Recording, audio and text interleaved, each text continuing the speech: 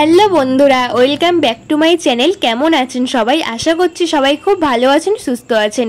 প্রত্যেক দিনের মতো আজও হাজির হলাম কয়েকটি ইউজফুল কিচেন টিপস নিয়ে, যেগুলো আপনাদের জানা থাকলে কারোর না কারোর একটু হলেও কাজে আসবে এবং সময় মতো সংসারের কাজগুলো অনেকটাই গুছিয়ে ফেলতে পারবেন। তো চলুন ঝটপট করে আজকে টিপসগুলো দেখে নিই। আজকের প্রথম টিপস, আমরা প্রত্যেকেই জিন্স প্যান্ট পরে থাকি, তো দেখা যায় এই সমস্যাটা প্রায় সবার সাথেই হয়। বর্ষাকালের দিকে দেখা যায় এই জিন্সের প্যান্টের চেনটা কিন্তু উপরের দিকে উঠতে চায় না, আমরা টানা হেজড়া করি বারবার, তাও কিন্তু উঠতে চায় না, হাফটা উঠে কিন্তু একদমই আর উপরে একদম উঠতে চায় না। তো আমরা কি করি, রাগের বশে কিন্তু এই প্যান্টটা একদম বাতিলের খাতায় ফেলে দিই, আর পরতে চাই না। কারণ এই চেনের সমস্যা হলে কিন্তু আমরা কেউই প্যান্ট আর পরতে চাই না, আবার নতুন একটা প্যান্ট কিনে কিন্তু পরতে শুরু করি। তো এই চেনটা আমরা ঘরেই ঠিক করে নিতে পারবো, কোনো রকম টাকা পয়সা খরচ করা ছাড়াই। আজকে দুটো পদ্ধতি শেয়ার করব। প্রথম পদ্ধতি হলো, নিয়েছি একটা টুকরো সাবান। আমাদের প্রত্যেকের বাড়িতে এইরকম টুকরো সাবান থাকে, এই সাবান একদম কিন্তু শুকনো সাবান দিয়েছি। তো এইভাবে কিন্তু সাবানটা আমরা চেনটার মধ্যে লাগিয়ে দিলে কি হবে, খুব সহজেই কিন্তু আমাদের চেনটা উপরের দিকে উঠবে। টুকরো সাবানটা লাগিয়ে দিয়েছি, এরপর চেনটাকে টেনে দেখিয়ে দিচ্ছি কত ইজিলি কিন্তু এই চেনটা উঠে যাচ্ছে পিচ্ছিল ভাবের জন্য। তো আরেকটা পদ্ধতি দেখাচ্ছি, আমাদের প্রত্যেকের বাড়িতে মোমবাতি থাকে, যদি সাবান না থাকে এই মোমবাতি দিয়ে কিন্তু মোমটা দেওয়ার কারণেও কিন্তু এই কাজটা খুব ইজিলি হয়ে যায়। আপনাদের কাছে যেটা থাকবে সেটা দিয়ে কিন্তু কাজটা করবেন। শুধু প্যান্টের চেন না, আপনারা চাইলে কিন্তু ব্যাগের চেনও এইভাবে একইভাবে কিন্তু সারিয়ে নিতে পারবেন। এই ছোট্ট আইডিয়া বা টিপস কেমন লাগলো কমেন্ট করে জানাবেন। কত সহজেই পয়সা খরচ করা ছাড়াই কিন্তু আমরা হাতের কাছে এই দুটো জিনিস দিয়ে কিন্তু আমাদের সমস্যাটা সমাধান করতে পারবো। তো চলুন পরবর্তী টিপসটি দেখে নিই। এখন বর্ষাকাল চলে এসছে, আমাদের প্রত্যেকের বাড়িতে মেন দরজা থাকে, দেখা যায় এই সমস্যা সবার সাথেই হয়। তো এই মেন দরজা দিয়ে কিন্তু রাতে করে, বিশেষ করে রাতে যখন মুষলধারা জল হয়, বৃষ্টি হয়, তখন কিন্তু ভয়ঙ্কর বিষাক্ত সাপখোপ, এমনকি বিষাক্ত পোকামাকড়ও এই দরজার নিচ দিয়ে আমাদের বাড়িতে প্রবেশ করে। এই সমস্যা থেকে রেহাই পাওয়ার জন্য ছোট্ট একটা টিপ শেয়ার করছি। নিয়েছি লবণ, খাওয়ার যে লবণ, সাদা লবণ কিন্তু এই দরজার নিচে রাতে ঘুমাতে যাওয়ার আগে দিয়ে রাখবো, তাহলে দেখা যাবে ভয়ঙ্কর বিষাক্ত পোকামাকড় সাপখোপ কিন্তু আমাদের বাড়ির মধ্যে প্রবেশ করবে না। আমরা রাতে ঘুমাতে যাওয়ার আগে আমাদের মেন গেটের নিচে একটু যদি লবণ দিয়ে রাখি, তাহলে দেখবেন এই সমস্যা থেকে রেহাই পাবেন। এমনকি বিষাক্ত পোকামাকড় কেন উঠে আসে, কারণ বর্ষার জল কিন্তু সমস্ত জায়গায় ঢোকে আর ওদের কিন্তু বাসা একদমই ডুবে যায়, সেই কারণে কিন্তু সাপখোপ পোকামাকড় আমাদের বাড়িতে ঢোকার জন্য এই মেন দরজা দিয়েই কিন্তু বাড়িতে প্রবেশ করে। বা আমাদের যে ড্রেনের মুখটা খোলা থাকে তার মধ্যেও কিন্তু আমরা লবণ দিয়ে রাখলে কোনো রকম পোকামাকড় বিষাক্ত সাপখোপ বাড়ির মধ্যে প্রবেশ করবে না। বর্ষাকালে এই টিপসটি অ্যাপ্লাই করে দেখবেন, বিপদের হাত থেকে রেহাই পাবেন। টিপসটি কেমন লাগলো কমেন্ট করে জানাবেন। চলুন পরের টিপসটি দেখে নিই। চিরুনি আমরা প্রত্যেকেই ব্যবহার করি, দেখা যায় যখন নতুন চিরুনি কিনে এনেছি বা চিরুনি আমাদের ব্যবহার করতে করতে একটু পুরনো হয়ে গেছে, এই সমস্যাটা প্রায় সবার সাথেই ঘটে। এই যে চিরুনির দাঁতগুলো থাকে, দাঁতের মধ্যে কিন্তু একটা ধারালো ভাব চলে আসে। যখন নতুন কিনে আনি কিন্তু এই সমস্যাটা হয়, একদম ধারালো হয়ে থাকে। আর পুরনো যখন একটু হয় তখনও কিন্তু এই সমস্যাটা হয়। দেখা যায় মাথার যে স্ক্যাল্পে একদম ইনফেকশন হয়ে যায়, র্যাশ বেরিয়ে যায়, রক্ত বেরিয়ে যায় বারবার আমাদের চুল ছানতে গেলে। তো আমরা কিভাবে এই সমস্যা থেকে রেহাই পাবো? যখন নতুন চিরুনি কিনে আনবো অবশ্যই এই টিপসটি অ্যাপ্লাই করবেন, আর যখন চিরুনি একটু পুরনো হবে অবশ্যই এই টিপসটি অ্যাপ্লাই করবেন। কি করতে হবে, নিয়েছি নেল পলিশ। আমাদের প্রত্যেকের কাছে তো নেল পলিশ থাকে।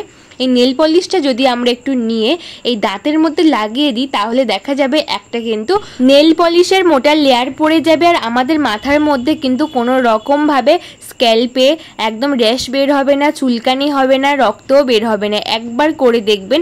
এই সমস্যাটা একটু পুরনো চিরুনি হলেও দেখা যায়, নতুন চিরুনি কিনে আনলেও কিন্তু এই সমস্যাটা প্রায় সবার সাথেই ঘটে।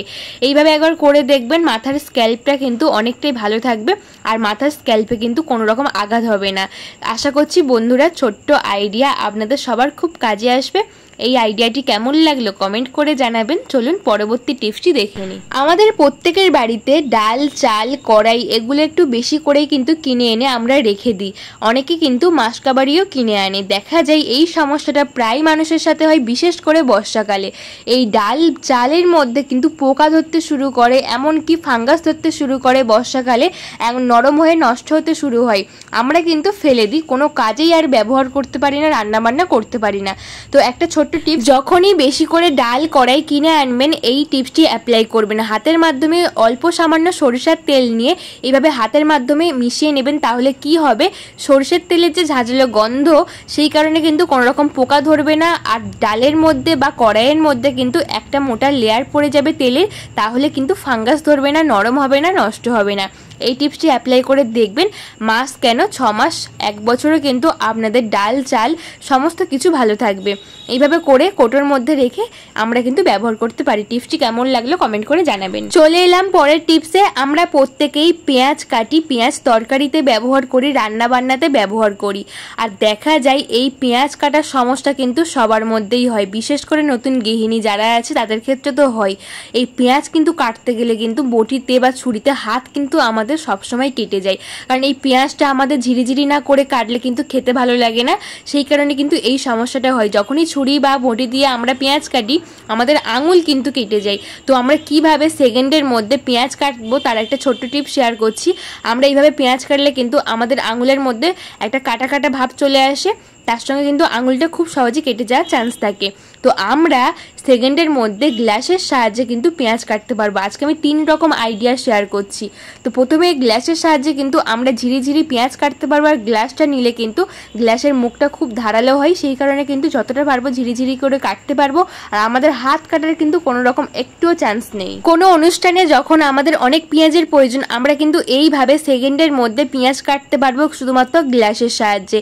এই টিপসটি অ্যাপ্লাই করতে পারেন। অনেক সময় আমাদের বাড়িতে চপার থাকে না, আর অনেক তরকারিতে বা মাবলেটে কিন্তু ডিমের মাবলেটে আমাদের এইরকম চপ করে নিতে হয় পেঁয়াজ। তো এইরকমভাবে কিন্তু আমরা গ্লাসের সাহায্যে চপও করে নিতে পারবো, একদম চপারের মতো কিন্তু চপ হয়ে যাবে। গ্লাসের এই আইডিয়া কেমন লাগলো কমেন্ট করে জানাবেন। চলুন পরের যে আইডিয়াটা দেখে নিই। আমাদের প্রত্যেকের বাড়িতে গ্রেটার থাকে, এই টিপসটি আমি সবসময় অ্যাপ্লাই করি, তাই খুব ইচ্ছা হলো আপনাদের সাথে শেয়ার করার। তো আমার যখন তাড়াহুড়োর মধ্যে রান্নাবান্না থাকে আমি কিন্তু এই গ্রেটারের সাহায্যে গ্রেট করে নিই। সেকেন্ডের মধ্যে কিন্তু আমাদের পেঁয়াজটা কাটা হয়ে যায়, একদম ঝিরিঝিরি করে আমরা কিন্তু তরকারিতে ব্যবহার করতে পারবো। আর এই ছোটোর মধ্যে করলে কিন্তু একদম পেস্ট হয়ে যাবে, যে আমরা মশলার জন্য যে পেঁয়াজ ব্যবহার করি সেই মশলা কিন্তু কারিও করতে পারবো। একদম সেকেন্ডের মধ্যে কিন্তু গ্রেটারের সাহায্যে আমরা এই পেঁয়াজটা গ্রেট করে নিতে পারবো, একদম ঝিরিঝিরি করে কাটতে পারবো। পরের আইডিয়ায় এইরকম হাতা দিয়েও কিন্তু খুব সহজে পেঁয়াজ কাটা যায়। তো আপনারা চাইলে কিন্তু চা ছাঁকনি দিয়ে করতে পারেন। অনেক চা ছাঁকনি দেখা যায় স্টিলের চা ছাঁকনির মধ্যে এইরকম ধারালো ভাব থাকে, সেটা দিয়ে করা যাবে। আমার স্টিলের চা ছাঁকনিটার মধ্যে কোনো ধারালো ভাব নেই, তাই আমি করলাম না। এই চা ছাঁকনি দিয়েও খুব ভালো কাটা যায়। তো এখানে এই ডাবু দিয়েও কিন্তু এই হাতা দিয়ে কত সহজে কাটা যাচ্ছে। হাতার পিছনটা দিয়েও কাটতে পারবো, হাতের মাথা দিয়েও কাটতে পারবো, কোনো রকম হাত কাটার চান্স নেই। এইভাবে কিন্তু ঝিরিঝিরি করে আমরা মশলা করে নিতে পারবো। তো আপনাদের কাছে যদি চা ছাঁকনি থাকে অবশ্যই চা ছাঁকনি দিয়ে করবেন। আমার স্টিলের চা ছাঁকনিটা দেখতেই পেলেন একদমই কিন্তু ধার না, সেই জন্য আর করতে চাইলাম না। তো দেখুন কত সহজে আমার পেঁয়াজটা কাটা হয়ে গেল সেকেন্ডের মধ্যে। আমরা প্রত্যেকেই চা ছাঁকনি ব্যবহার করি আমাদের চা ছাঁকার জন্য, নানা রকমের জিনিসপত্র ছাঁকার জন্য। দেখা যায় এই সমস্যাটা মনে হচ্ছে সবার সাথেই হয়। এই প্লাস্টিকের চা ছাঁকনিগুলো কিন্তু একদমই দাগ হয়ে যায়, কালো স্পট পড়ে যায়, হয় দেখতে এতটাই খারাপ লাগে, মাঝে মধ্যে ঘেন্নাও লাগে ব্যবহার করতে। এখানে বাটির মধ্যে উষ্ণ গরম জল নিয়েছে, নিয়ে নিচ্ছি 1/2 চামচ মতো বেকিং সোডা, আর নিয়ে নিচ্ছি বেশ কিছুটা পরিমাণ শ্যাম্পু। এরপর বেকিং সোডা আর শ্যাম্পুটা ভালো করে গরম জলে ভালো করে মিশিয়ে নিয়েছি। মিশিয়ে নেওয়ার পরে চা ছাঁকনিটাকে আমি ভিজিয়ে রাখবো আধা ঘন্টার জন্য। আধা ঘন্টার জন্য চা ছাঁকনিটাকে ভিজিয়ে রাখছি। স্টিলের চা ছাঁকনিগুলো কী হয়, আমরা কিন্তু পুড়িয়ে কোনো কারণবশত ঘষে মেজে পরিষ্কার করতে যাই, হয়ে যায় কিন্তু পরিষ্কার, তবে এই প্লাস্টিকের চা ছাঁকনি পরিষ্কার হয় না।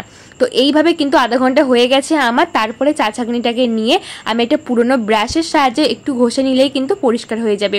আর আধা ঘন্টা ভিজিয়ে রেখেছি, যত ময়লাগুলো কিন্তু একদম নরম হয়ে গেছে, খুব সহজে কিন্তু পরিষ্কার হয়ে যাবে। তো দেখতেই পাচ্ছেন কত সহজেই আমার চা ছাঁকনিটা একদম পরিষ্কার হয়ে যাচ্ছে, সাদা ধবধবে হয়ে যাচ্ছে, মনে হবে যেন নতুন কিনে এনেছি বাজার থেকে। অবশ্যই প্লাস্টিকের চা ছাঁকনি থাকলে এইভাবে করে দেখবেন। আমি একদিকটা করছি আর একদিক করছি না, কারণ একদিকটা করে দেখিয়ে দিচ্ছি ডিফারেন্সটা। একদিকটা পুরো সাদা হয়ে গেছে, একদিকটা কিন্তু কালো হয়ে আছে, ডিফারেন্সটা দেখিয়ে দিলাম। তো পুরো আমি চা ছাঁকনিটা পরিষ্কার করে নিচ্ছি, অল্প ডলার দিলেই কিন্তু একদম নতুনের মধ্যে পরিষ্কার হয়ে যাবে। এইভাবে করে দেখবেন। তো আগে আমার চা ছাঁকনি একদম দেখতে খারাপ ছিল, কালো ছিল, দেখতে কিন্তু ব্যবহার করতেও ইচ্ছা করবে না। এখন কিন্তু একদম পরিষ্কার হয়ে গেছে পুরো নতুনের মতো। এই টিপসটি কেমন লাগলো কমেন্ট করে জানাবেন। আজকে আমার ছোট্ট রিকোয়েস্ট, আজকের আমার এই ভিডিও কে কোথা থেকে দেখছেন কমেন্ট করে জানাবেন। আপনাদের একটা কমেন্ট আমাকে আরও বেশি মোটিভেট করে অন্য ভিডিও বানানোর জন্য। আমার চ্যানেলে নতুন বন্ধু হয়ে থাকলে অবশ্যই আমার চ্যানেলটাকে সাবস্ক্রাইব করে পাশে থাকা বেল আইকনটা প্রেস করে দেবেন, যাতে এই রকম নতুন নতুন ভিডিও সবার আগে আপনাদের কাছে নোটিফিকেশন যায়। আজকের আমার ভিডিও একটু ভালো লাগলে অবশ্যই লাইক কমেন্ট শেয়ার করে দেবেন, আর বন্ধু বান্ধব সকলের কাছে প্রচুর পরিমাণে শেয়ার করে দেবেন, যাতে সবার খুব কাজে আসে এই ছোট্ট টিপসগুলো। আজকের কোন ভিডিও সবচেয়ে বেশি ভালো লাগলো কমেন্ট করে জানাবেন। আপনাদের একটা কমেন্ট আমাকে আরো বেশি মোটিভেট করে অন্য ভিডিও বানানোর জন্য। বন্ধুরা, এখানে ভিডিও শেষ করছি, দেখা হবে অন্য কোনো ভিডিওতে। টাটা সবাইকে।